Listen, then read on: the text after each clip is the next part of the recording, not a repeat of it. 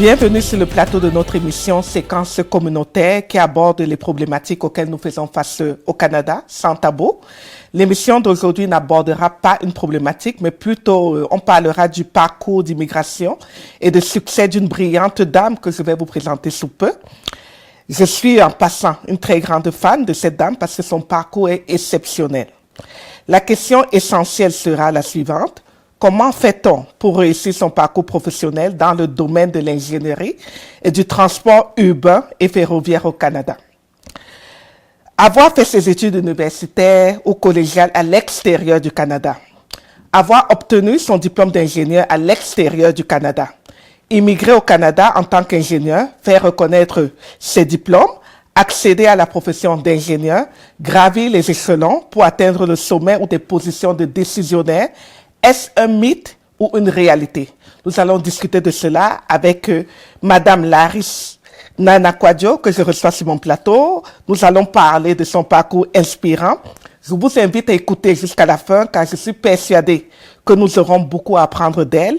Madame Laris Nanakwadjo, est-ce que vous me permettez de vous tutoyer durant cet entretien? Bien sûr, Sandrine. Okay. J'espère que je peux vous tutoyer aussi. Absolument, parce que ça va rendre notre échange fluide. Donc, merci encore d'avoir accepté d'être sur le plateau de Séquences communautaires. Et sans plus tarder, venons en fait. Bonsoir Laris, bienvenue sur ce plateau. Est-ce que vous pouvez vous présenter? Ok, merci Sandrine. C'est avec beaucoup d'humilité et d'honneur que je suis ici en face de toi aujourd'hui pour parler de ma carrière.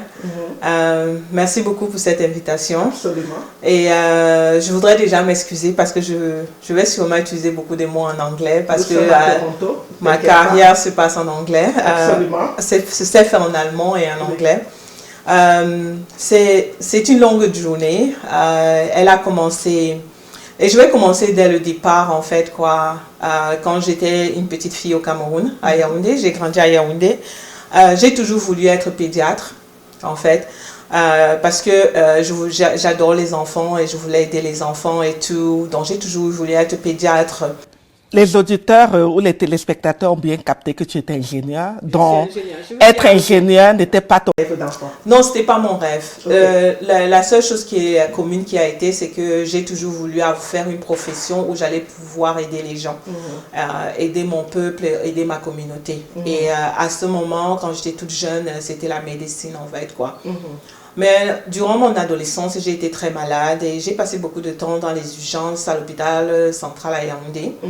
Et j'ai été un peu traumatisée par la vue du sang, les hôpitaux et tout ça. Et j'ai compris à ce moment-là que la médecine peut-être ne sera pas la carrière de choix. J'ai vu que j'étais vraiment passionnée, c'est ce que je voulais faire et tout, mais j'ai vu que je pourrais être bloquée à un certain niveau. Et à ce moment-là, j'ai une tante en fait qui travaille pour la Cantel Yaoundé. Elle était technicienne télécom à ce moment et j'ai toujours admiré ma tante. C'est une tante, c'était vraiment, comment on dit, une go-getter, vaillante et tout. Et le travail qu'elle faisait, franchement, c'était pour nous permettre de communiquer, quoi. C'était une manière, et pour moi, c'était toujours... c'est cette manière-là que il y a aussi de cette manière je peux aussi aider ma communauté. C'est là que j'ai commencé à penser, ok, je peux faire l'ingénierie, parce qu'avec l'ingénierie, je peux bâtir des choses, je peux créer... C'est cette tante-là qui t'a inspiré? Elle m'a inspirée, ma tante, Tata Louise, elle m'a vraiment inspirée dans ça, quoi. C'est là que je décide de faire plutôt l'ingénierie. Et à ce moment-là, en 99-2000, au Cameroun, les télécoms, c'était le truc à faire, quoi. Tu sais comment nos parents au pays sont toujours...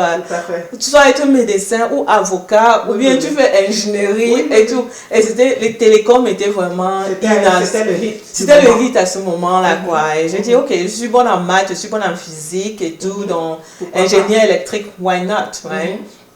Et c'est là que je décide de faire ingénieur électrique. Et mes parents décident qu'on va le faire en Allemagne parce qu'ils avaient des amis très proches qui avaient des enfants en Allemagne et ça se passait bien pour eux. C'était comme ça, ma soeur et moi, on va en Allemagne pour faire nos études d'ingénierie. Moi, ingénieur électrique et ma soeur, ingénierie industrielle. Donc là, je vais en Allemagne et là, je fais ingénierie électrique à l'université de Pforzheim, qui est une petite ville dans le sud de l'Allemagne. Je gradue en 2005 et j'ai toujours, moi je dis toujours aux gens, tu es le CEO de ta carrière. Oui. Il n'y a personne qui va venir t'aider pour arriver là où tu dois arriver. Toi-même, tu dois décider qu'est-ce que j'ai envie de faire et tu cherches comment tu vas y arriver. Tu prends en charge ta carrière. Ta carrière, oui. Donc, et tu sais, en Allemagne, dans le temps, l'Allemagne était dure. Hein. Surtout quand tu étais dans une petite ville et tout, il y a beaucoup de racisme. Ma soeur et moi, on a passé des moments très difficiles quoi, quand on était en Allemagne. C'était pas facile. Oui. Donc, quand je suis arrivée j'étais à la dernière année de mes études, il fallait déjà penser à Et ça en vient donc, ça en vient dans ma prochaine question. Pourquoi avoir quitté l'Allemagne lorsqu'on sait que c'est une grande nation industrielle et tu avais déjà une expérience professionnelle? Parce que quand je vois ton parcours, tu as travaillé à Thales en Allemagne. Oui, oui. Pourquoi donc, avec cette expérience d'ingénieur que tu avais déjà sur le terrain, tu as décidé de quitter l'Allemagne? Je vais m'excuser, mais j'ai envie de te raconter comment j'arrive à cette carrière-là. Okay. D'abord parce que j'aimerais montrer aux jeunes d'aujourd'hui que même à ce niveau d'université, tu peux déjà commencer à prendre ta carrière en main. Okay. Parce que il y avait un professeur, on avait un professeur en télécom. Il travaillait dans une société, mais il donnait des cours spécialisés. Je suis allée le voir, je lui ai dit, je suis très intéressée par le mode de network ou MTS. J'ai envie de faire ma thèse dans ça. Et il m'a dit, il n'y a pas de problème.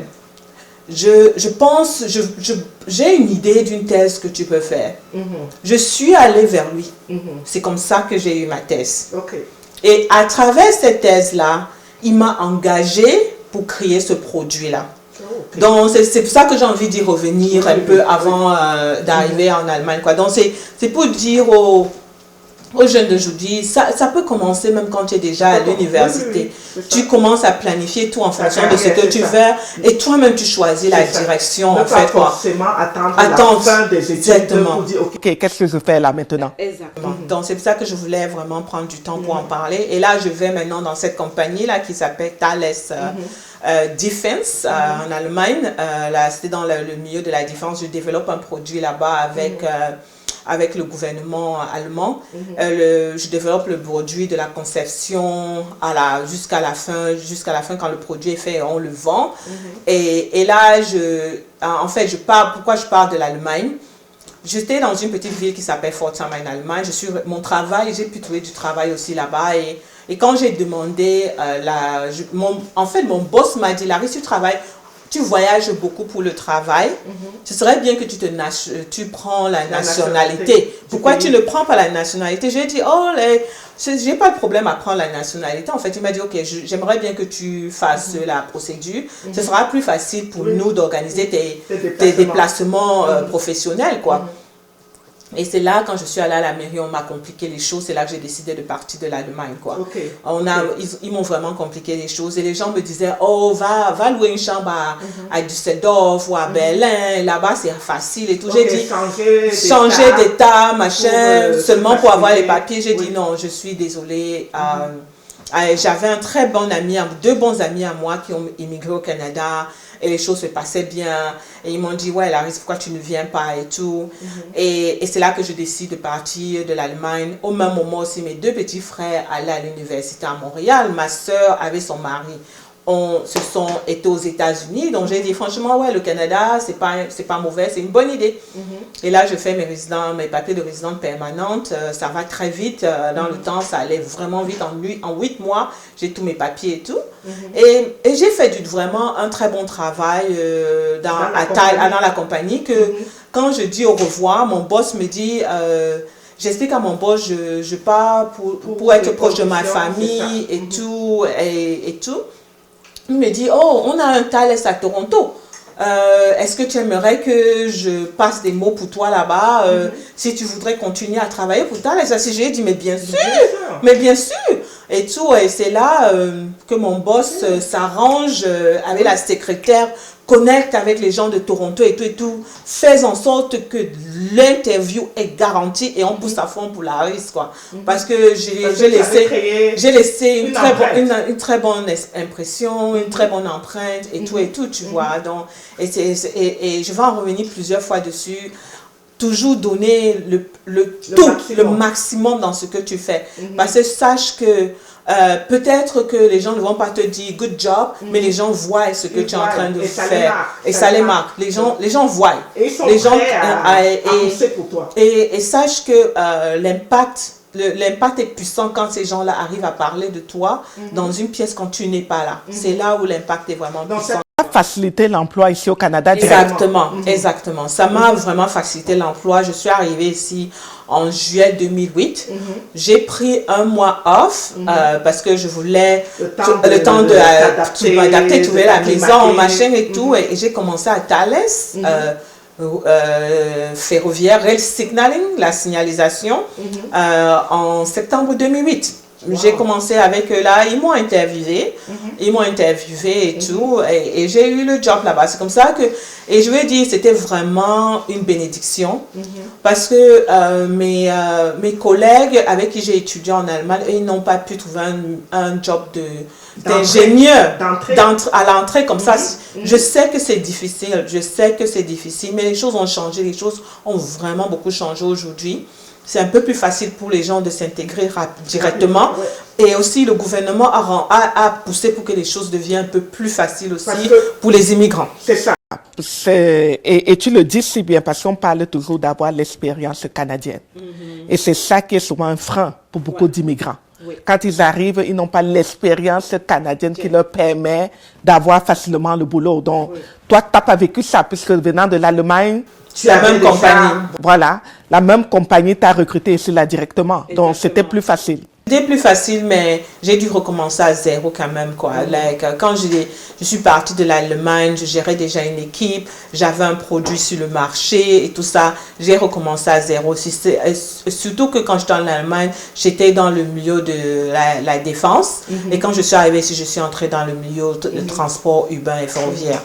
Donc, j'ai dû recommencer C'était complètement différent. C'était complètement différent, mais avec la chose qui était la même, c'est l'ingénierie système. Je faisais du système, le design en système. C'est la même chose que tu vas de la défense ou des transports urbains. C'est le même concept et tout. Donc, j'aimerais revenir sur le fait que tu dises que tu as dû recommencer à zéro. Qu'est-ce que ça veut dire concrètement? Ça veut dire que j'avais déjà, quand je veux dire commencer à zéro, c'est que j'avais... La première chose que je vais dire, c'est que quand je suis arrivée au Canada, c'était un culture shock. Comme on dit, le culture shock. J'ai eu le culture shock. Venant de l'Allemagne, et franchement, peut-être les choses ont changé en Allemagne aujourd'hui, mais dans mon temps, les trucs étaient difficiles en Allemagne. En Allemagne, j'arrivais souvent le matin au travail, je dis bonjour, il y avait des gens qui me saluaient jamais, qui me parlaient jamais, ils étaient censés être collègues de travail. Et je veux dire, et je n'ai pas envie de dire que tous les Allemands étaient comme ça, parce que j'avais des collègues aussi avec qui j'étais super proche, avec qui j'avais de très bonnes relations. Là, notre secrétaire, par exemple, c'était ma maman au travail. Si j'ai mal à la tête, elle va me trouver les remèdes, elle va m'apporter le thé et tout ça, quoi. Mais il y avait vraiment certains gens qui ne me parlaient pas du tout. Et dans toute la compagnie, on était une compagnie de 400 personnes à ce moment, il n'y avait que 2 étrangers. Il y avait moi qui étais une noire. Vraiment une différence. Mais tu arrives ici au Canada, il y a un système au travail, les gens se parlent, les gens font le chit-chat et tout ça. Moi, je ne connaissais pas ça. Donc, quand je suis arrivée au Canada, les gens disaient que j'étais snob, parce que moi, je ne parlais pas et tout. J'étais le genre, il faut que je fasse mon travail, j'ai 8 heures, machin et tout et tout. Et les gens m'ont dit, ouais, tu es snob, tu es cold, tu es distante et tout. Mais c'est en fait le culture shock. Tu ne savais pas que la culture ici, là, c'est que tu dois prendre, à chaque heure, tu prends 5 minutes pour aller dire à ton voisin, oh, comment tu vas, chatter et tout, tu vois. Donc tout ça, c'est commencé à zéro. J'ai commencé dans un nouveau domaine d'ingénierie, Mais qu'en est-il de tes diplômes? Est-ce que, vu que tu travailles à Thales, ils t'ont considéré directement comme ingénieur ici au Canada? Non, au Canada, tu n'es pas considéré ingénieur quand tu sors de l'école. Tu es considéré ingénieur quand tu as la licence d'ingénieur. Okay. Ouais, donc quand j'arrive au Canada, ma compagnie, ils s'en foutaient en fait. Ma compagnie, la majeure partie de nos projets étaient faits à l'extérieur. On travaillait, on développait les systèmes pour les lignes de transport urbains, comme le tramway et les métros. Et tous nos projets étaient à l'extérieur du Canada. Donc mon manager à ce temps-là m'a dit, Laris, moi j'ai pas besoin que tu aies la licence d'ingénieur, ça m'intéresse pas quoi, ça va pas. Mais on ne nous appelait pas ingénieur, on nous appelait spécialiste. Okay. On ne nous appelait pas ingénieur. Malgré le fait que tu avais déjà ton diplôme d'ingénieur de l'Allemagne. Yeah. Et c'est là que je dis que non, je ne peux pas être ingénieur. J'ai travaillé dur pour avoir mon diplôme d'ingénieur. Je ne peux pas arriver dans un pays, on ne m'appelle pas ingénieur parce que je n'ai pas une licence. Ça, on t'appelle spécialiste. On m'appelle spécialiste. Je vais avoir ma licence. C'est là que je commence la procédure pour la licence. Et qui n'était pas facile parce qu'ils ne reconnaissent pas mon diplôme. Ils me disent oui, on a fait les équivalences, mais on pense que vous devez faire encore quelques examens. Vous devez faire 4 examens techniques. C'est là que je rencontre même Serge et tout. Oui, c'est là qu'on se rencontre et tout. Et c'est là où ça fait plus de 10 ans qu'on se connaît. Ouais. Justement, je rencontre Laris à cette période-là où elle est en train de préparer ses examens dont elle parle. Justement. Ouais. On passe les week-ends. On n'avait pas les... Après le travail, on est à la bibliothèque. Oui. Les week-ends, on est à la bibliothèque parce qu'on est en train de préparer les examens. Ça t'a pas découragé tous ces examens qui t'ont... Oui. Parce que moi, je pense que dans la vie et tout, tu dois vraiment regarder ton end goal. Je me suis dit, je n'ai pas envie. À ce niveau-là même, je ne comprenais pas encore les limitations que j'allais avoir si je n'avais pas la licence d'ingénieur. Mais je me disais seulement que non, si je suis ingénieur, je dois être appelé ingénieur dans ce pays-ci. Tu vois, donc... Et j'ai même appris un peu plus tard toutes les limitations que j'aurais eues si je n'avais pas fait, quoi. Parce que après mon prochain boulot, je l'ai parce que j'ai la licence. Hein. J'ai la licence d'ingénieur. Donc là, je fais dans les... C'était pas facile. Rien n'était facile. La personne qui va vous dire que c'est facile, la personne là vous ment, quoi. Tu entends, non? Et Serge est là, il peut confirmer, quoi. C'était pas facile. On a étudié comme des fous pour pouvoir passer les examens, passer tous les examens techniques. Et après, tu fais les examens d'éthique. L'éthique et la law. L'éthique est là et après ça, alors, on te demande d'avoir 1 an d'expérience sous un ingénieur au Canada comme mentor pour pouvoir avoir la licence. Donc là, j'étais un peu bloquée. Parce que vous étiez déjà en train de travailler à Thales. Parce qu'à Thales, c'était pas important d'avoir la licence d'ingénieur, donc tout le monde n'était pas licencié. Okay. Mon manager à ce moment n'avait pas de licence d'ingénieur. Donc c'était un peu difficile. Mais bon, je suis dans la procédure et tout ça. Après plusieurs années à Thales, je décide, you know what, c'est comme on dit toujours, avoir le growth mindset. Je me rends compte que ce que je fais à Thales, c'est juste une petite portion du transport urbain, en fait, quoi. C'est vraiment tout ce qu'on développe, c'est ce que tu trouves à l'intérieur du train. C'est le système de contrôle qui est à l'intérieur du train. Et je voulais travailler sur des projets où j'ai un peu plus la perspective globale de tout ce qui comporte une ligne de tramway ou une ligne de subway. C'est là que je décide de joindre la compagnie de consulting d'OBSP. Et je n'ai pas encore ma licence d'ingénieur parce que je fais ma demande, on rejette ma demande que je n'ai pas assez d'expérience canadienne. Alors qu'à ce moment-là, j'étais déjà à 5 ans. À Thales. Donc, ils n'ont pas reconnu ça. Ils n'ont pas reconnu ça. Ils disent que non, c'est pas reconnu. Et j'ai été vraiment frustrée par ça parce que j'avais des collègues qui ont eu la licence au même moment alors qu'on faisait le même travail. Donc, à Thales aussi? À Thales. Wow. On faisait exactement le même travail. Et quand je déposais mon truc, je leur ai demandé une copie de comment ils ont soumis leur dossier. Tu vois, non, pour être sûr que je fais bien les choses.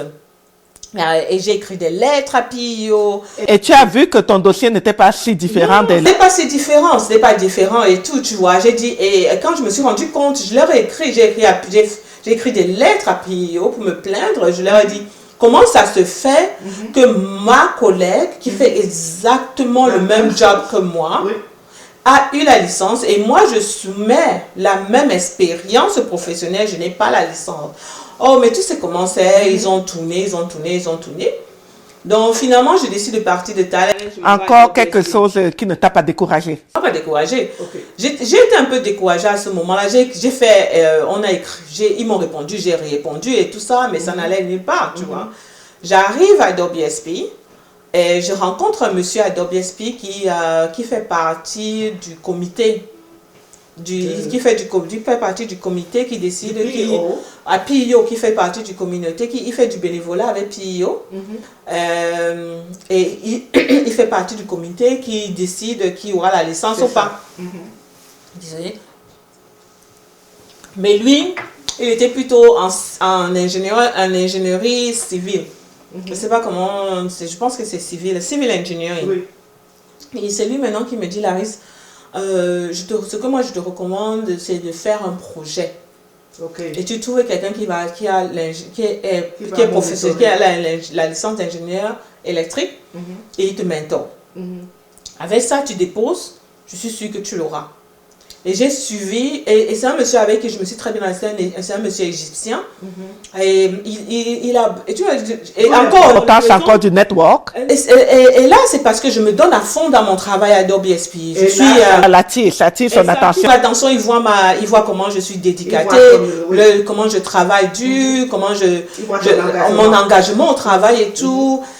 Parce qu'à ce moment-là, je délivrais un projet et il faisait du design pour les bridges qu'on avait sur mon projet, en fait, quoi. Donc, je faisais beaucoup de coordination avec son équipe, en fait, quoi. Et pour moi, tu sais, quelque chose pour moi j'ai toujours dit aux gens, quand je m'en vais travailler pour une compagnie, le plus important pour moi, c'est la relation que j'ai avec les gens, quoi. Donc, c'est très important pour moi d'avoir, comme on dit là, une long-lasting relationship with people. Avoir l'impact sur les personnes. Exactement, quoi. Donc, je vais traiter les gens comme j'aimerais qu'on me traite, quoi. Donc, et je me suis toujours... Il y a un proverbe qui dit que les gens vont toujours se rappeler... Les gens peut-être ne vont pas se rappeler ton nom, ils ne vont pas se rappeler qui tu étais, mais ils vont toujours se rappeler comment tu les as fait sentir, comment ils se sont sentis en ta présence, tu vois.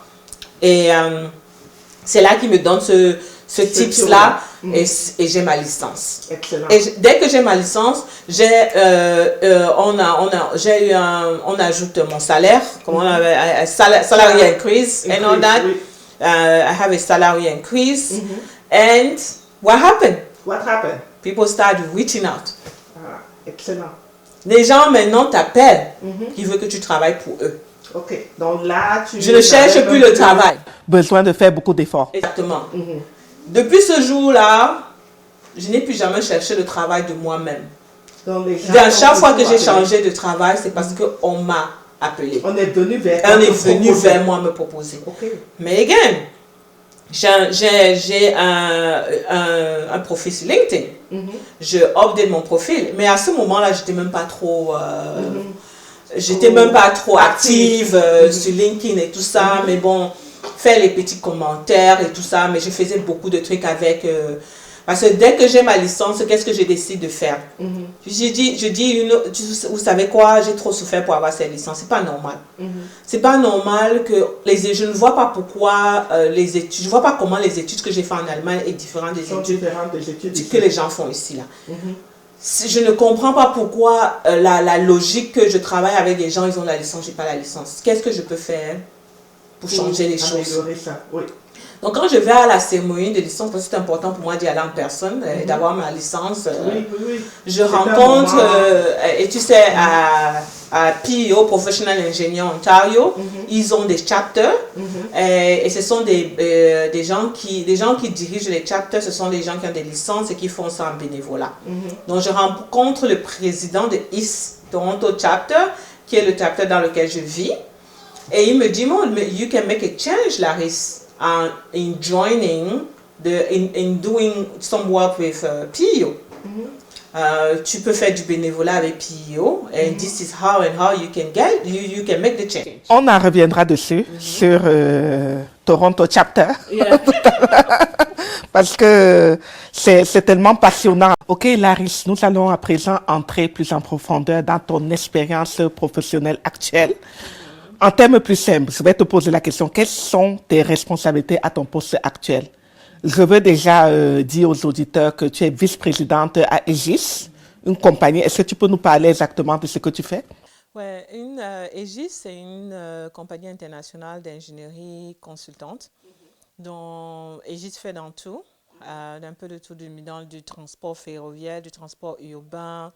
Ils font dans l'ingénierie, de buildings, engineering. Non, ils ne font pas de construction, ils font uniquement du design et un peu de consultation aussi, quoi. Mais ingénierie, Aegis au Canada, ça fait maintenant, ils sont arrivés au Canada vers 2020. Et je m'excuse, Jean, si je me suis en train de faire des erreurs. Jean, c'est mon patron.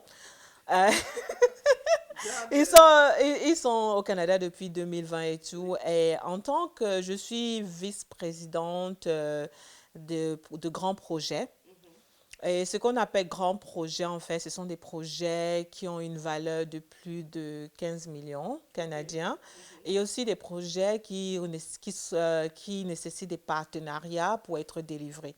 Donc, dans ma responsabilité, en fait, je dois comprendre le marché actuel. Et moi, je suis focalisée sur 3 marchés. Le marché des transports, transports urbains et ferroviaires, le marché des routes et le marché de ponts. De ponts. Et aussi tout ce qui est autres grands projets, dépendamment s'il y a des opportunités et tout, je veux aussi en faire partie, quoi. C'est très demandant. Oui, c'est très demandant.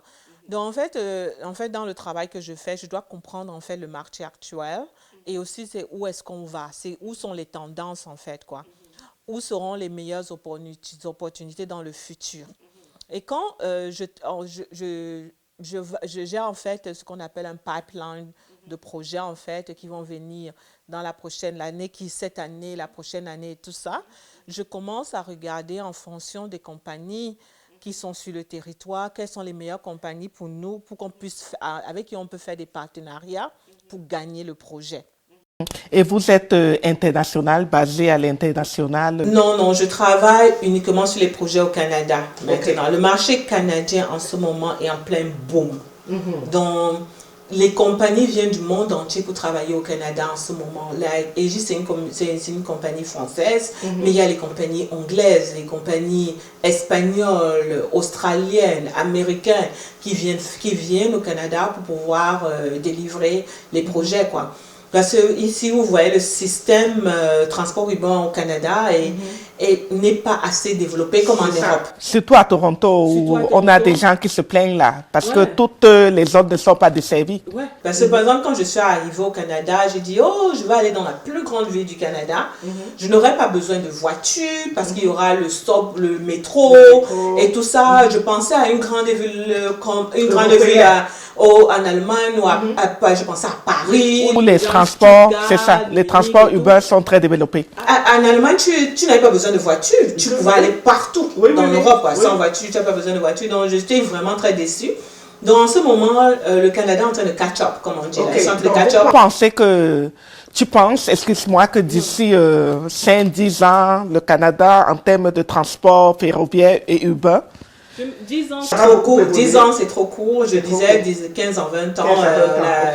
Le transport en commun au Canada aura complètement changé, surtout dans les grandes villes comme Toronto, quoi. Parce qu'avec tous les projets qui sont en cours en ce moment et ceux qui sont en plan, en phase de planification, ils sont en train de faire beaucoup de travail, quoi. Excellent. Je me dis d'ici 15 à 20 ans, on va commencer à voir le changement. Donc les gens pourront délaisser les voitures. C'est ça le plan, quoi. C'est ça. Je suis tout à fait certaine que si les gens ont une opportunité d'arriver, là ils vont arriver en transport en commun rapidement et c'est reliable. Les gens vont laisser les voitures. Et dans ta position de vice-présidente, tu diriges une équipe d'à peu près combien de personnes? En ce moment, j'ai commencé sans équipe. Tu vois, c'est une position un peu commerciale, c'est pas une position d'opération. Quand tu es dans une position d'opération, tu as des grosses équipes et tout ça, mais la position commerciale, tu sais, quand tu es commercial, comment on appelle ça, tu es un overhead pour la compagnie, parce que tu produis pas, le service que tu produis n'amène pas de l'argent à la compagnie, comme on le pense, quoi. Tu vois, non. Parce que tu es commercial, en fait, quoi. C'est toi qui amènes les projets à la compagnie. Oui. Donc cette année, j'aurai 2 personnes dans mon équipe qui vont m'aider. Et je trouve que c'est même pas nécessaire d'avoir plus que ça parce que tout ça, on est des overheads, tu vois. Oui. Mais j'ai toujours dit que mon prochain step, j'ai envie de rentrer dans la partie operation. Parce qu'à la fin de la journée, manager des gens, des équipes, c'est quelque chose que j'aime beaucoup. Oui. Franchement, manager des équipes et voir comment les gens évoluent sur ton leadership et tout ça, pour moi, c'est super rewarding, tu vois. Donc, franchement, dans mon futur, je me vois retourner dans une équipe, dans une position où je vais manager de grandes équipes, quoi, tu vois. OK. Donc, Excellent. Il y a au sein de la communauté africaine en Ontario un grand nombre d'ingénieurs, venant de l'Allemagne aussi, et parfois même de l'Afrique, qui ont dû effectuer un changement de carrière parce que, comme on le disait tout à l'heure, ils ont vu des barrières et ils se sont dit, OK, je vais changer de carrière. À ton avis, quelles sont ces barrières-là qui empêchent ces talents d'éclore ici sur place? ce que je vais dire, c'est que dans le temps, c'était dur. Tu vois, c'était vraiment dur parce que... Mais dans le temps, on parle de quelle année là? En 2008, par exemple. 2008, c'était vraiment difficile parce que il y avait toujours ce côté, tu n'as pas l'expérience canadienne, tu vois. Parce que moi, j'ai eu beaucoup de chance d'entrer dans le milieu d'ingénierie directement à cause de mon camp. C'était un peu comme un transfert de l'Allemagne. Oui, c'était un transfert. C'était vraiment une bénédiction, quoi. Parce que j'ai des camarades avec qui j'ai étudié. Ça vient aussi de ton engagement, ça vient aussi de comment est-ce que tu as impressionné, tu as eu l'impact sur ces personnes-là. Oui. Ça, c'est sûr. J'ai toujours donné 200% à mon temps, toujours donné le meilleur de moi-même et tout. Mais je pense que c'était cette expérience canadienne qui a toujours été une barrière. Et je pense aussi... Donc, présentement, on n'a plus trop besoin de ça. Non, il y a maintenant des nouvelles régulations où on demande aux compagnies... On a rendu les choses un peu plus faciles. Donc, on a enlevé c'est 1 an d'expérience au Canada. Si je me rappelle très bien, ça a déjà été enlevé et tout. Il y a un manque d'ingénieurs au Canada. Donc, ils ont assoupli les choses parce qu'il n'y a pas de gens. Il y a tellement de projets qui sont en cours, tellement de projets qui arrivent, qu'il y a un problème de main-d'œuvre. Il y a un problème de main-d'œuvre au Canada. Donc, pour ces raisons-là, ils ont un peu assoupli les choses. Le Premier ministre a demandé qu'on assouplisse les choses, qu'on rende les choses un peu plus faciles pour les ingénieurs qui sont déjà au Canada, qu'il n'est pas question qu'on ait les ingénieurs au Canada et ils ne peuvent pas pratiquer, ils ne peuvent pas exercer. Donc, les choses ont un peu plus changé. Et je me dis, il faut être persévérant. Si tu sais ce que tu veux, network, tu vois un peu le genre. Par exemple, il y a les gens qui me contactent. Laris, j'ai vu ton profil, ton parcours m'a vraiment impressionné. Est-ce que tu as 1 minute pour qu'on discute? J'aimerais bien que tu me donnes des conseils. Et il y a des gens avec qui j'ai parlé comme ça et ils ont eu leur licence plus rapidement. Ils ont émergé et ils sont entrés dans l'ingénierie et tout, tu vois. Et le genre, tu dois être committed. Tu vois un peu le genre, non? Tu dois être committed et tu dois être persévérant. Et aller chercher l'information, aller build, comme on dit, ton network. Et il y a ce concept de bénévolat. Moi, je dis aux gens, si tu veux faire quelque chose, il y a un endroit où tu veux entrer, une porte que tu veux ouvrir, et ils ont une organisation qui fait du bénévolat dans ce truc-là, entre dedans, parce que tu vas trouver des gens qui vont t'aider à ouvrir cette porte. Tu vois un peu le genre, donc ça c'est très important. Le bénévolat aide vraiment. Quand je suis arrivée au Canada, moi, le bénévolat a toujours été très important pour moi. Give back to my community, ça a toujours été important pour moi. C'est même je fais l'ingénierie parce que je sais que l'ingénierie, ce que je développe, ça va aider les gens directement. Quand j'étais à Thales, J'ai travaillé sur la ligne de métro de Guangzhou qui partait de l'aéroport de Guangzhou en Chine, à la ville, en Guangzhou. Ma mère, pendant ce temps-là, faisait les affaires à Guangzhou. Elle a pris ce métro-là. Et elle était... Tu vois, quand on a fini le projet, je leur ai envoyé les t-shirts du truc, ouverture de la ligne de métro de Guangzhou. Tu t'imagines leur fierté. Ils ont pris ça. Ma mère disait partout dans le train que c'est ma fille qui a construit, c'est ma fille qui a construit. J'ai dit, maman, tu sais quoi, j'ai fait un petit partie du système, je n'ai pas construit tout le truc. Donc, quelle fierté pour ta maman c'est vraiment incroyable parce que elle voit le talent de sa fille et quand elle monte là, c'est cette fierté-là qui fait en sorte qu'elle déclare partout que c'est sa fille. Exactement. C'est ce qu'elle ne comprend jamais. Et là aussi pour toi, tu vois l'impact que ça a sur les autres. C'est un grand impact. C'est pour ça que je dis, le bénévolat est très important. Je veux dire, il faut être persistant. Il faut connaître les portes auxquelles tu dois aller toquer. Faire des recherches. Voir les portes sur lesquelles tu dois aller toquer. Et n'aie jamais peur de reach out on people on LinkedIn to ask for their advice. Donc, ça veut donc dire que quand on te contacte, si on te contacte sur LinkedIn, tu vas répondre. Ouais, excellent. Je réponds toujours. Et il faut comprendre, je suis super occupée. J'ai un travail qui est demandant et j'ai aussi ma vie personnelle. Donc, ça peut me prendre souvent un peu de temps pour répondre, mais je prends la peine de répondre. Mais je demande aussi aux jeunes, il y a des gens qui quand quelqu'un m'envoie un message, il me dit « Oh, je suis telle personne, je cherche un boulot dans telle position et tout, est-ce que tu peux m'aider ?» Non, ça c'est trop vague. Oui. Ça, c'est trop vague. Tu ne peux pas demander à quelqu'un qui a une position de VP, est-ce que tu peux m'aider? Non. Aider comment? Comment? De quelle manière? De quelle manière? Je suis intéressée par ta compagnie, est-ce que tu peux m'aider? Non, tu peux dire, j'ai regardé, je suis intéressée par ta compagnie. J'ai vu ce genre de position et ça c'est mon profil et j'aimerais s'il te plaît avoir 5 minutes de ton temps pour discuter comment je peux faire pour être interviewé ou pour avoir ce premier truc, tu vois. Tu dois être intentionnel et spécifique pour que la personne que tu essaies d'avoir une conversation avec sache que tu mets du tien dans ça, quoi. Parce que souvent, je reçois des messages, je sais que c'est un copy and paste qu'ils envoient à 10 000 personnes. Et ça ne va pas marcher. Parce que pour moi, je dis, ouais, si tu as le temps de m'envoyer un truc vague comme ça, ça veut dire que tu n'es pas vraiment intéressé. Parce que tu n'as même pas pris le temps de... Exactement. Et si tu veux me parler, dis-moi, je voudrais te parler. J'aimerais avoir une conversation avec toi. Et là, je vais te dire, je suis disponible à tel moment, si tu es disponible, dis-moi et on parle. Oui. Tu peux pas m'envoyer un truc, tu me dis, oh, je suis intéressée par Egis, est-ce que tu peux m'aider? Je ne vais jamais répondre à un message comme ça, j'ai pas le temps. Voilà. Pour ça, tu vois un peu le Je comprends très bien. Donc, tu dois vraiment être intentionnel et être clair about what you want.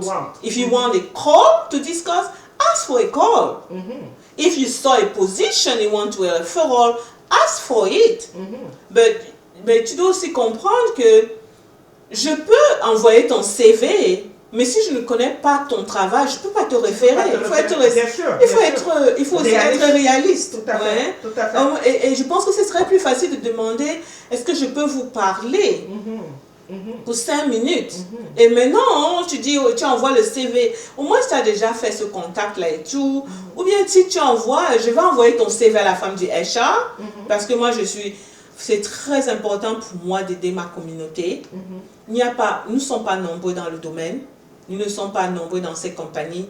C'est très important. Donc, quand tu m'envoies ton CV, je vais suivre ton CV au HR. Je vais faire le suivi. Et là, la majeure partie du cas, tu vas sûrement avoir une interview parce que j'ai fait suivre ton CV. Mais tu dois faire, à ce moment-là, c'est à toi de faire ta part. Bien sûr, parce que tu ne peux pas servir tout sur un plateau. Je ne vais pas te servir ça sur un plateau en argent, quoi. Ça fait du sens. C'est ça, ça fait du sens. Moi, je me dis la persévérance, vraiment chercher le point d'entrée. Et le bénévolat, c'est généralement le point d'entrée. C'est un très bon point d'entrée. Et, be out there. Et tu dois planifier. Where do you want to go in 5 years? Quand j'ai commencé, là où je suis, je sais où j'ai envie d'être dans 5 ans. Cette question-là, je te la poserai plus tard. OK. L'émission est très suivie par les communautés immigrantes qui sont même encore en Afrique ou qui viennent d'arriver. Selon toi, quelles sont les compétences recherchées actuellement par les employeurs? On a déjà parlé de persévérance, on a parlé d'engagement, mais quelles sont les compétences recherchées par les employeurs de ton secteur d'activité? Et comment pourrait un nouvel arrivant leverage son expérience internationale pour mieux s'insérer? Je pense qu'aujourd'hui, quand je vois l'année passée, j'ai fait du bénévolat avec l'association Women in Transportation et je faisais du bénévolat. Mon menti était du Nigeria.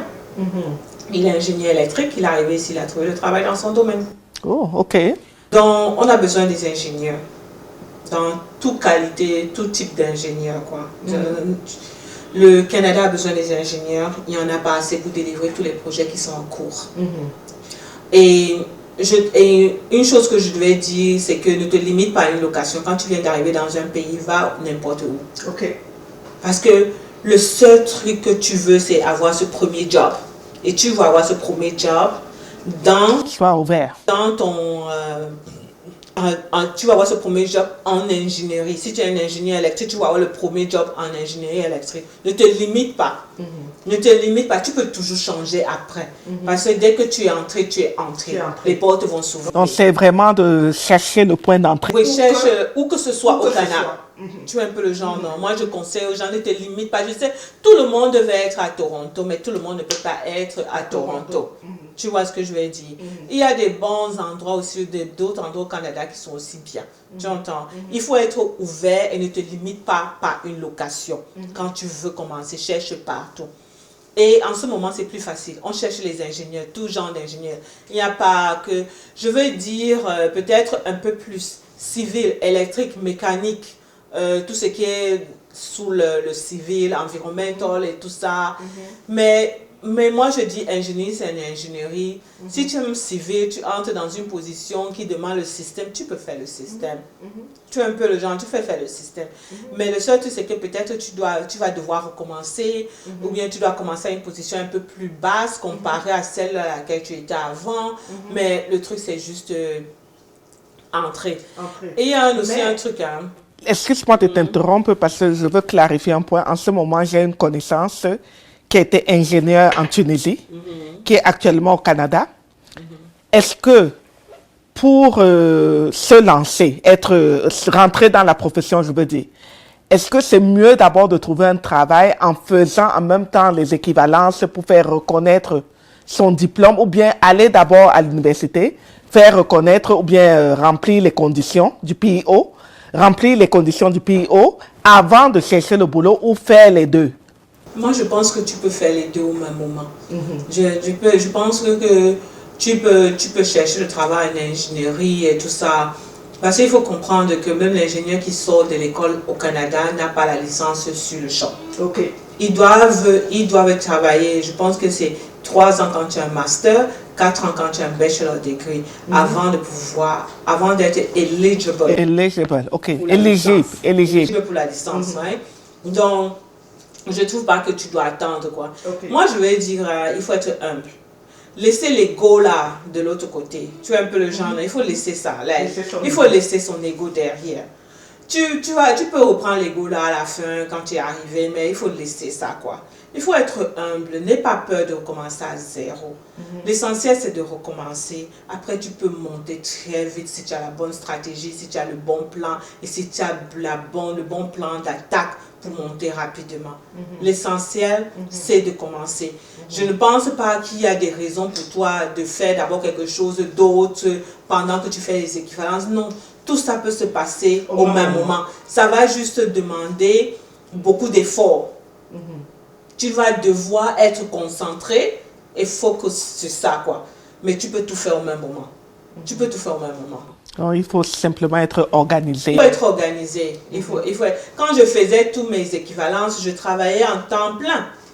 Je travaillais en temps plein. Après le travail, je partais à la bibliothèque. Le week-end, je partais à la bibliothèque, comme j'expliquais tout à l'heure. C'était pas facile, mais j'étais très concentrée sur le fait. Mais le travail doit être dans le domaine d'ingénierie. C'est mieux. Le travail doit être dans le domaine d'ingénierie. You should aim to start in engineering right away. Try your best. Only do something else if you don't have any. Parce qu'à la fin de la journée, tout le monde doit survivre. Tu vois, non? Je peux comprendre qu'il y a des gens qui arrivent avec leur famille, ils doivent s'occuper de leur famille. Et là, il faut qu'ils trouvent un truc rapidement. Mais même quand tu fais, si c'est ça le cas, constante, ne deviens pas, comment je peux dire, confortable dans la position là parce que tu dis que non, c'est plus facile. Non. Ne deviens pas confortable. Tu as déjà quelque chose, mais continue à te battre pour avoir le travail dans ton domaine en ingénierie. Parce que c'est possible. Les choses sont rendues un peu plus faciles aujourd'hui que quand moi j'ai commencé en 2008. Ok, excellent. Très bien. Maintenant, on va parler de ton impact communautaire. On en a parlé tout à l'heure un peu. J'ai dû te couper la parole parce que tu te lançais déjà un peu en profondeur. Tu es membre du conseil d'administration du Women in Transportation, Toronto Chapter. Tu en parlais tout à l'heure. Est-ce que tu veux bien, en quelques mots, partager la mission et la vision de cette association et quel est le combat que tu y mènes? Okay. Je fais partie du board Women in Transportation. Et avec tout ce que je fais, il y a une histoire derrière. C'est pour ça que moi je dis toujours... Et c'est cette histoire que tu en parlais tout à l'heure, la frustration que tu as eue quand tu voulais avoir ta licence. Oui.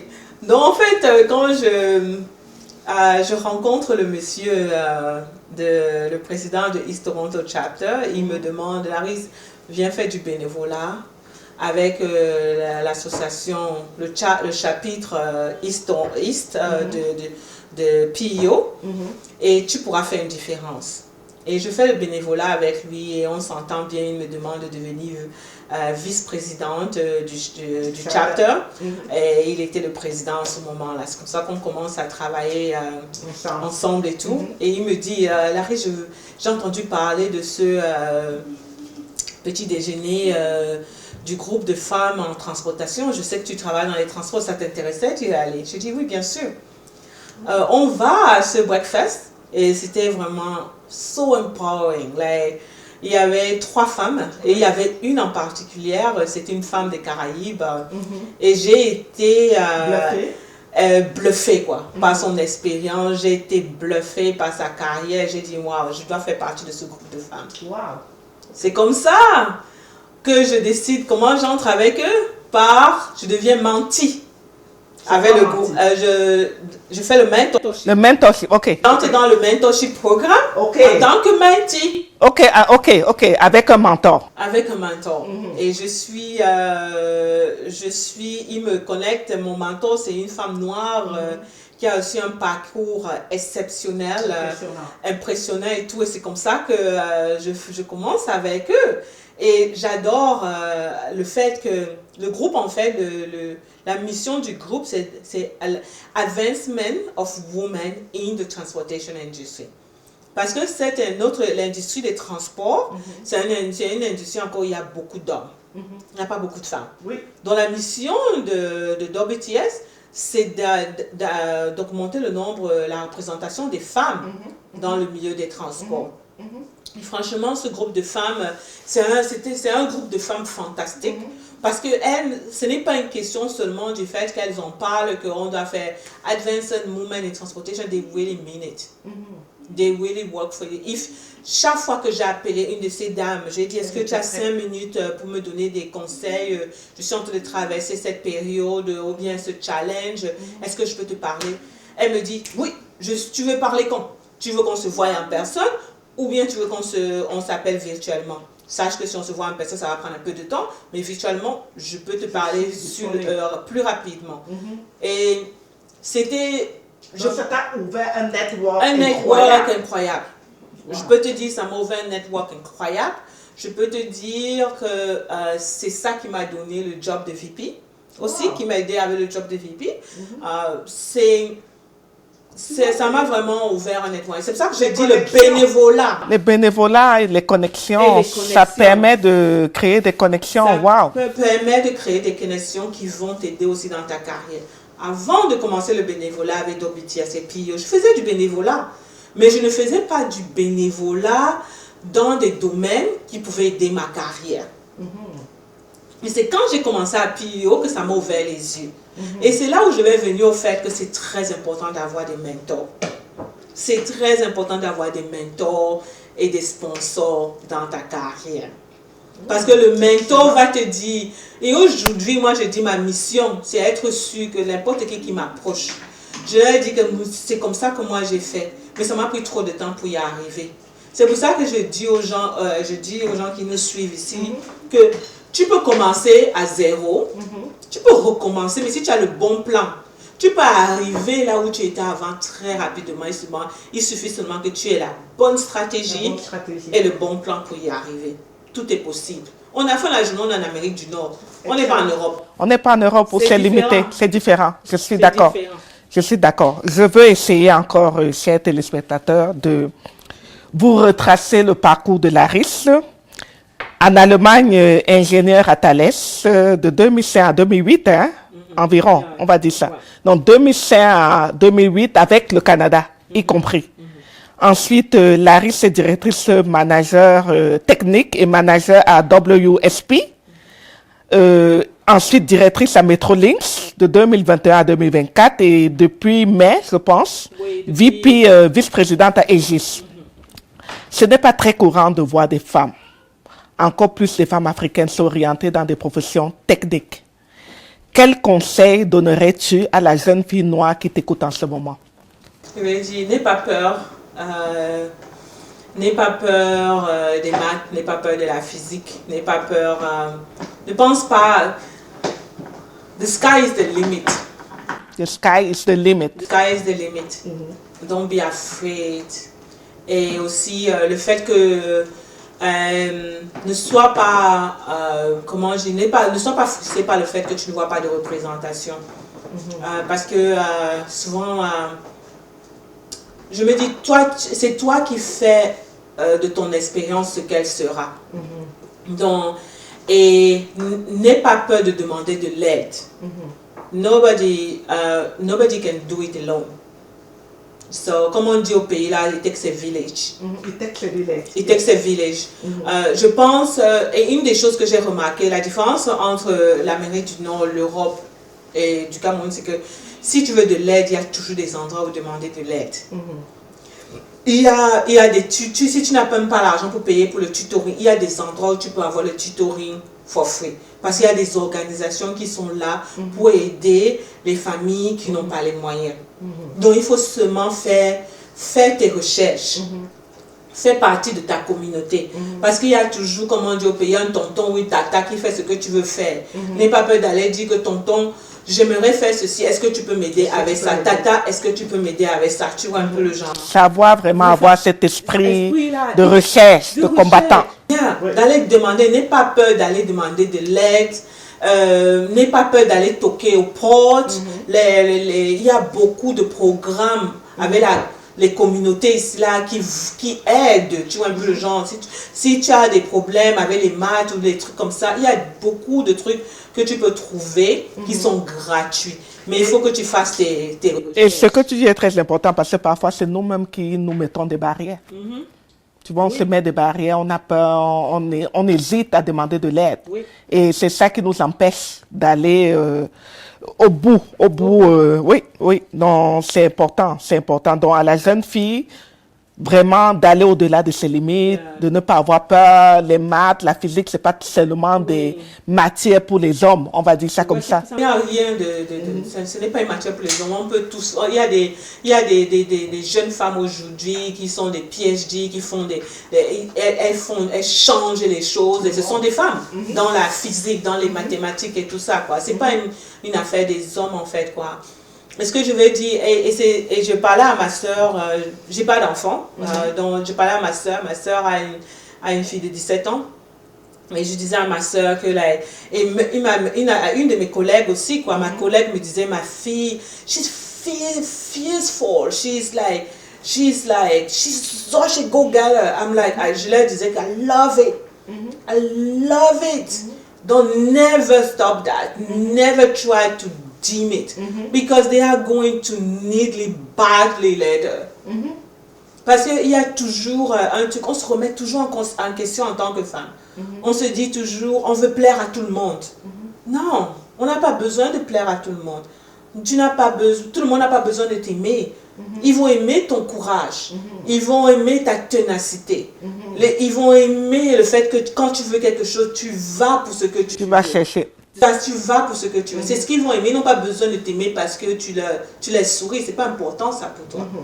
Tu vois ce que je veux dire? Je vois ce que tu veux Et dire. j'ai dit, like, si tu as never try to dim it in a young girl. No. You need to, like, you want that? Yes. You know how to get it? You want me to help you? I can help you. But I'm happy that you came to ask. Excellent. Because that you came to ask, I'm going to do everything in my power to help you to get there. Excellent. You know? Ça, c'est de très bons conseils. Tu as parlé tout à l'heure de représentation. Donc, dans la plupart des grandes compagnies, on constate qu'en général, au bas de l'échelle, il y a une grande diversité. On voit la diversité au bas de l'échelle. Mais plus on avance, plus on progresse ou on monte en échelon, ça devient difficile pour les immigrants d'avancer. Quelles sont selon toi les raisons pour lesquelles certains immigrants ont du mal à briser ce plafond de verre? Ah, c'est une très bonne question, mais... Toi, tu l'as brisé, ce plafond de verre. En fait, Qu'est-ce qui t'a permis de briser ce plafond de verre? On se remet beaucoup en question. On se dit, surtout nous les femmes, je trouve que les hommes, ils sont un peu plus... ils ont un peu plus le courage d'aller pour certains trucs, pour ce genre de position. Mais nous les femmes, on se dit toujours, je suis seulement capable sur 5 des critères, pas les 10 critères. Pour cette raison, je ne vais même pas essayer. Tu vois un peu? Oui, Je trouve qu'on se limite beaucoup. On se limite beaucoup. Et en fait, mon beau-frère a toujours été celui qui m'a un peu, comment on dit, la kick. Like, I'm like, no, what you say? What? No. You have to go for it. Tu dois aller. T'encourages, il te donne Tu peux faire le... ça, tu me racontes. Tu peux faire ça. You can do it. You can do it. Même si il demande ceci, cela, et tu peux seulement faire 25%, 50% de ce qu'il demande, tu peux le faire. Tu peux le faire. Tu peux apprendre rapidement. You can pick it up really quickly. Et je pense que la raison majeure, c'est qu'on se limite. C'est que nous-mêmes, on se limite. On ne prend pas de risques. On se dit toujours que I'm not good enough for it. And that is something that we should stop doing.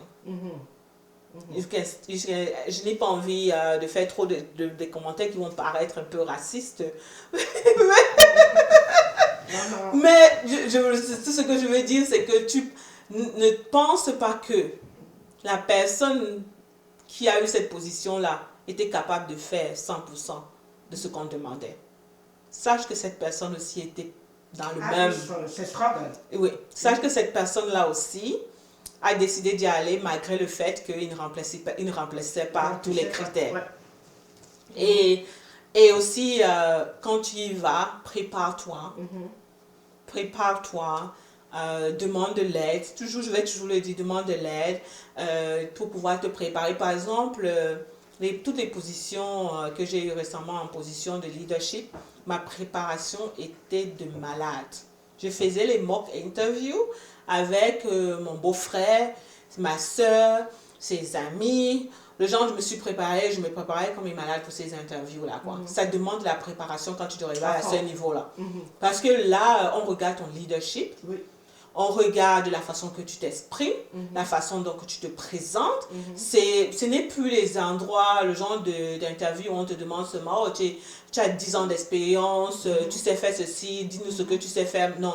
C'est un autre niveau. C'est un autre level, quoi. Donc, tu dois te préparer. Tu ne dois pas prendre ça à la légère.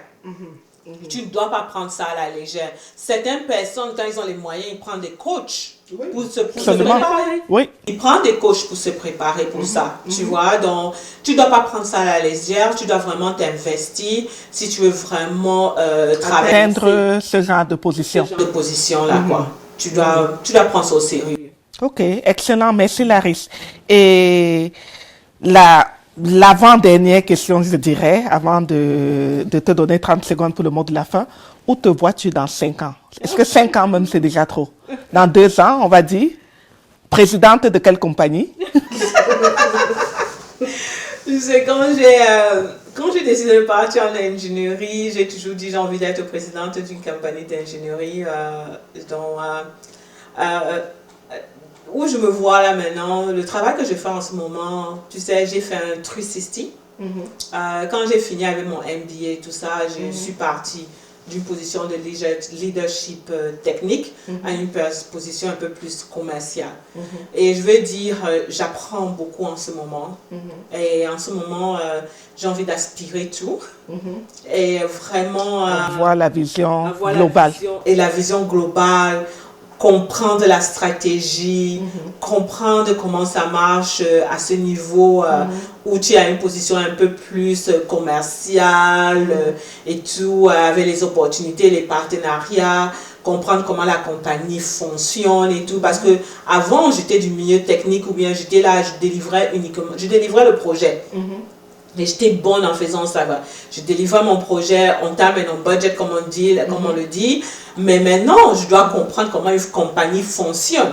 Et cette nouvelle position aussi va m'aider à comprendre tout ça. Parce que c'est toi qui dois ramener maintenant les projets. Les projets et tout ça, et faire les négociations au niveau commercial et tout. Tu vois, comment tu vas être profitable et tout. Et travailler très... C'est une position qui demande aussi beaucoup de collaboration avec l'équipe technique, avec l'équipe d'opération, avec la finance. Donc, quand tu collabores avec tellement de tous ces secteurs-là, tu as une meilleure, tu comprends mieux comment les choses fonctionnent et ça te prépare pour ton prochain. Et ça va me préparer pour mon next step. Donc, là où je vais, ce que je voudrais faire, le next step,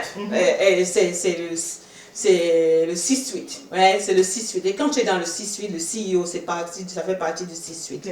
Donc, le next step, c'est le C-suite. Mais pour le moment, je suis en train d'apprendre.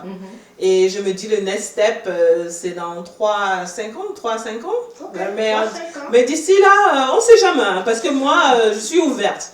Si quand on cogne à ma porte, j'écoute. Ah ça, oui. Et j'écoute. Et en ce moment, les C-suites toquent à ma porte et j'écoute. Tu vois, donc ça peut arriver même plus vite que prévu. Ça peut arriver plus vite que prévu. Je ne me limite pas dans ma carrière. C'est une chose que je recommande aux gens. Tu dois être ouvert. Et quand tu fais les interviews, ça te prépare. Même si ce n'est pas... L'interview n'a pas été positive, tu vas apprendre quelque chose. C'est une expérience. Et c'est une expérience très valuable parce que ça va te préparer à l'interview de ce que tu veux en fait après demain. Parce que peut-être que tu as fait cette interview, tu t'es même pas trop intéressé à ce job-là, mais ça t'a préparé peut-être pour le prochain. Pour le prochain, excellent. Exactement quoi. Ouais. L'émission tient à sa fin. Je te donne 30 secondes pour le mot de la fin, pour conclure sur ce sujet. C'était tellement enrichissant. J'ai beaucoup appris, moi, de mon côté. Donc, j'espère que les téléspectateurs ont aussi appris. Donc, 30 secondes pour conclure sur le sujet, Laris. Ouais, déjà, merci vraiment, Sandrine, de m'avoir donné cette plateforme pour comment je share my experience. This is very close to my heart. J'aimerais vraiment give back to my community, to my people. It's so important for me. And it's not only during the Black History Month. I want to do it every time. So my thing is that if you need help, reach out. Si tu veux des conseils, n'hésite pas à me contacter. J'espère que vous allez pouvoir publier mon LinkedIn. Et tu contactes moi. Peut-être ça va souvent me prendre un peu de temps pour répondre, mais je t'assure, je vais répondre. Mais comme j'ai dit, sois précis dans tes demandes, sois précis dans ce que tu attends de cette rencontre ou bien de cette connexion. Et ce n'est pas seulement avec moi, c'est avec n'importe qui que tu contactes. Parce qu'il faut savoir... Toutes ces personnes qui sont à des postes assez élevés en tant que venant du BIPOC, du minorité, beaucoup de gens les contactent. Et sache que tu dois faire la différence. Tu dois faire la différence. Tu dois faire la différence. Ils doivent lire ton message et dire, ouais, I need to talk je dois parler à cette personne. Je dois parler à cette personne. Donc, trouve le moyen de faire cette différence-là. Et comme je le disais, ne te limite pas. Je conseille à tout le monde, ne te limite pas. Va pour ce que tu veux. Mais tu dois avoir une stratégie. Tu dois avoir un plan. Et n'oublie pas la force du bénévolat dans un pays comme le Canada. Le bénévolat a une très grande force dans ce pays. Et fais du bénévolat intentionnel en fonction de où tu veux partir. Je ne refuse parce que je voudrais du bénévolat stratégique. Voilà, du bénévolat stratégique. Et of course, je fais tout du bénévolat même avec d'autres trucs, quoi, parce que on a besoin des gens partout, mais ton bénévolat doit être très stratégique. Et yeah, the sky is the limit. All the young girls out there, don't think that you are not enough. You are enough. You have everything to succeed. So never limit yourself. Go for what you want, and find the people and ask. Demande à ton entourage, regarde la tantine ou le tonton que tu admires, tu vas lui demander, je t'admire vraiment, j'aime là où tu vas avec ta carrière, est-ce que tu peux me donner des conseils parce que je voudrais faire A, B, C, D. Yeah. Don't limit yourself. Go for what you want. Go for what you want, Ça, yes. c'est la phrase que je retiens. Avec ton expérience, Laris, on voit qu'immigrer au Canada, travailler comme ingénieur et atteindre les plus hauts sommets n'est pas un mythe, mais plutôt une réalité. Moi, tout le mal que je te souhaite, c'est d'être notre prochaine CEO. Merci. Merci encore, Laris. À très bientôt pour un nouveau numéro de Séquences communautaires sur Grameen TV. D'ici là, portez-vous bien.